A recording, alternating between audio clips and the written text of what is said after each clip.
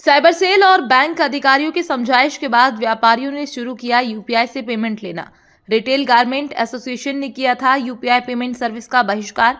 एचबीटीवी news ने उठाया था साइबर फ्रॉड की चेन में व्यापारी का खाता सील होने का मुद्दा। क्राइम ब्रांच बैंक के अधिकारियों ने दिया व्यापारियों को समस्या समाधान का आश्वासन। एक साथ चर्चा के लिए मंगलवार को भी बुलाया गया, जिसके बाद व्यापारियों ने यूपीआई से पेमेंट लेना शुरू कर दिया है। रिटेल गारमेंट एसोसिएशन अध्यक्ष अक्षय जैन ने बताया, कलेक्टर आशीष सिंह और पुलिस विभाग ने इस मामले को संवेदनशीलता से हैंडल किया। हम जहां बात पहुंचाना चाहते थे वहां पहुंचा दी है, इसलिए यूपीआई पेमेंट लेना शुरू कर दिया है। एडिशनल डीसीपी राजेश दंडोतिया ने बताया, हमने व्यापारियों को समझाया है कि उनकी समस्या का समाधान किया जाएगा, जिसके बाद आज से यूपीआई पेमेंट शुरू कर दिया गया है।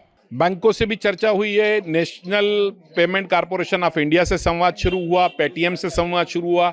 जो भी चेन है यूपीआई से संबंधित सारी चेनों पे हमारी चर्चाएं हुई है और दंडोतिया साहब स्वयं आए, उन्होंने आश्वस्त किया है और उनके आश्वासन के बाद चूंकि कलेक्टर साहब इस पूरी चीज को स्वयं हैंडल कर रहे थे और उनको धन्यवाद है व्यापारियों की तरफ से कि उन्होंने एक बड़ी जागरूकता के साथ, संजीदगी के साथ व्यापारियों की भावनाओं को समझा और तुरंत हल कराने की कोशिश की है। तो इंदौर के इस प्रशासन की व्यवस्था को की सराहना भी करते हैं और कहीं ना कहीं हमारे लिए ये सब चीजें मुनासिब हो सकी कि हम जिस चीज को चाहते थे, जिसके लिए हमने ध्यान आकर्षण कराने के लिए यूपीआई पेमेंट का विरोध किया था, प्रोटेस्ट किया था। यूपीआई पेमेंट हमारा हिस्सा है और हम आगे भी इस पे काम करें, ये हमारी भावना है। हमारा रेवेन्यू जनरेट होता है यूपीआई से, तो यूपीआई हमारे लिए सुगम रास्ता था, इसलिए हमने अडॉप्ट किया और उसमें आज भी हमको, क्योंकि व्यापार उसी पे होना है, जहां अगर तकलीफ थी, थोड़ी भी दर्द होता है तो उसका इलाज होता है और उसका इलाज के लिए जहां जागरूकता लाना थी वहां लाई जा रही है और खाते खोलने के लिए बैंक ने आश्वस्त किया है। तो हम लोग आज से यूपीआई वापस से शुरू कर रहे हैं आश्वासन के बाद। समझौता समझे कि जो बात हमको कहना थी, जिस मुकाम तक पहुंचना थी वो मुकाम तक पहुंची। उसके लिए खाते खोलने से लगा के और तमाम आगे के लिए भी जो व्यवस्थाएं होना है उसको की जा रही है।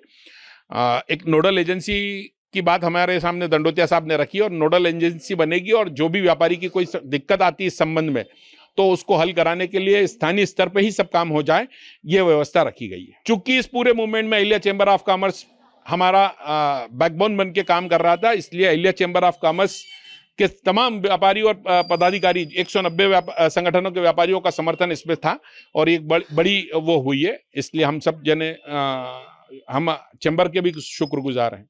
आइए, इनके द्वारा 2 दिन पहले बोर्ड लगाया गया था, न्यूज़ के माध्यम से पता चला था, तो आज पुलिस भी यहाँ पर आई है और हम लोग अब पहुँचे हैं, व्यापारियों से बातचीत की है और जो इंदौर रिटेल गारमेंट एसोसिएशन है उनके द्वारा ये निर्णय लिया गया था कि वो यूपीआई से, ऐसा बोर्ड लगाया गया उनके द्वारा कि यूपीआई से पेमेंट नहीं लेंगे।